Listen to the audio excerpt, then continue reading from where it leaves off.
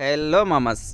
'Bhairavam' total business hit అవ్వాలంటే ఎంత కావాలంటే 2019 టైంలో 'రాక్షసుడు' సినిమాతో కెరియర్‌లో మొదటి విజయాన్ని సొంతం చేసుకున్న తర్వాత వరుస ఫ్లాప్స్‌తో మళ్ళీ కమ్‌బ్యాక్ కోసం ఎదురుచూస్తున్న యంగ్ హీరో బెల్లంకొండ సాయి శ్రీనివాస్.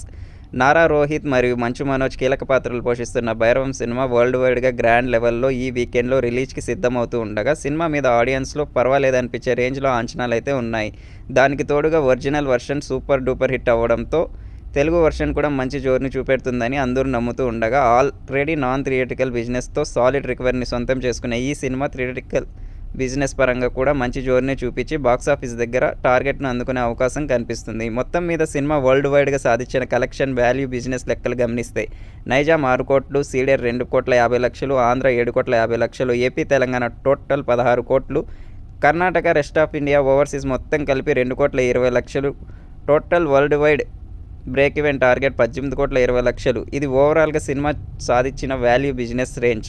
మొత్తం మీద సినిమా ఇప్పుడు బాక్సాఫీస్ దగ్గర డీసెంట్ హిట్ అనిపించుకోవాలంటే మినిమం 19 కోట్ల రేంజ్లో షేర్ని వరల్డ్ వైడ్గా అందుకోవాల్సి ఉంటుంది. టాక్ డీసెంట్గా వస్తే మినిమం ఓపెనింగ్స్తో పాటు డీసెంట్ లాంగ్ రన్ని దక్కించుకునే అవకాశం సినిమాకి ఎంతైనా ఉందని చెప్పాలి.